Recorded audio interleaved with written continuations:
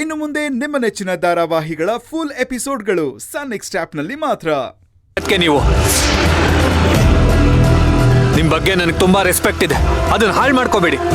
ಅದು ಸೇವಂತಿ, ಅವನಿಗೇನು ಹೇಳಿದ್ರು ಪ್ರಯೋಜನ ಇಲ್ಲ, ಸುಮ್ಮನೆ ಇರು.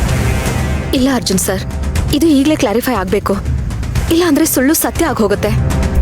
ನೋಡಿ ಭಾವ, ನೀವು ಬಾಡಿನೇ ಗುರ್ತು ಸಿಗದಿರೋ ಅಷ್ಟು ಸುಟ್ಟೋಗಿತ್ತು ಅಂತ ಹೇಳಿದ್ರಿ. ಬಾಡಿನ ಅಷ್ಟೊಂದು ಸುಟ್ಟು ಕರ್ಕಲಾದ್ಮೇಲೆ ಅದ್ರ ಮೇಲಿರೋ ಚಿನ್ನ ಕೂಡ ಸುಟ್ಟು ಕಪ್ಪಾಗ್ಬೇಕಲ್ವಾ? ಹೌದಲ್ವಾ?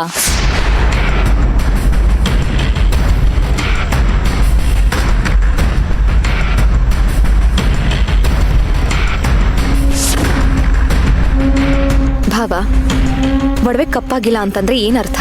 ಏನ್ ನಿಮ್ ಮಾತಿನ ಅರ್ಥ? ನನ್ನ ಹೆಂಡತಿ ನಾಟಕ ಆಡ್ತಿದ್ದಾಳೆ ಅಂತನಾ? ಈ ಲವ್ ಪಾಯಿಂಟ್ಗಳೆಲ್ಲ ಯಾರ್ದು? ನಿಮ್ದಾ ಅಥವಾ ನಿಮ್ ಪತಿಯರ ಇರೋದಾ? ಅದ್ ಹಾಗಲ್ಲ ಭಾವ. ಸಾಕು ಅದಕ್ಕೆ. ಇನ್ನೊಂದು ಮಾತು ಕೂಡ ನೀವು ನಿಮ್ ಗಂಡನ ಪರವಾಗಿ ಮಾತಾಡ್ಬೇಡಿ. ನನ್ನ ಹೆಂಡತಿನ ಇಂಡೈರೆಕ್ಟ್ ಆಗಿ ಕೊಲೆ ಮಾಡಿ ಈಗ ಅದನ್ನ ಮುಚ್ಚಾಕೋದಕ್ಕೆ ಏನೇನೋ ತೇಪೆ ಆಗ್ತಿದ್ದಾನೆ ಈ ಇಡಿಯಟ್.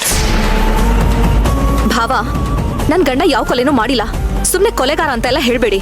ನಿಮ್ ಗಂಡ ಕೊಲೆಗಾರನೇ. ನನ್ನ ಹೆಂಡತಿನ ಕೊಲೆ ಮಾಡಿದ್ದು ಇವನೇ. ಕೊಲೆ ಅಂದ್ರೆ ಬರೀ ಚಾಕೋ ಚುಚ್ಚೆ ಸಾಯಿಸ್ಬೇಕು ಅಂತ ಏನಿಲ್ಲ, ಮಾತಲ್ಲೂ ಚುಚ್ಚು ಸಾಯಿಸ್ಬೋದು. ಅದನ್ನೇ ಇವನ್ ಮಾಡಿರೋದು.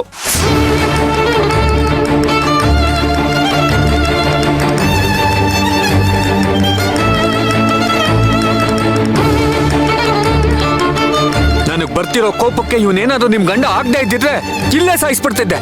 ಭಾವ, ನಿಮ್ ಕುತ್ಕೆಲಿರೋ ತಾಳಿ ಇಳಿಸ್ಬಾರ್ದು ಅಂತ ಹಲ್ ಕಚ್ಕೊಂಡು ಸುಮ್ನಿದೀನಿ. ಅದಕ್ಕೆ ಹಾಗಂತ ಈಗ್ಲೂ ಸುಮ್ನೆ ಬಿಟ್ಟಿದ್ದೀನಿ ಅಂತ ಅನ್ಕೋಬೇಡಿ. ಪೋಸ್ಟ್ ಮಾರ್ಟಮ್ ರಿಪೋರ್ಟ್ ಬರ್ಲಿ, ಆಗ ಬಾಡಿನ ಹ್ಯಾಂಡ್ ಓವರ್ ಮಾಡ್ತಾರೆ. ಅಲ್ಲಿವರೆಗೂ ತಡ್ಕೋತೀನಿ ಅಷ್ಟೇ.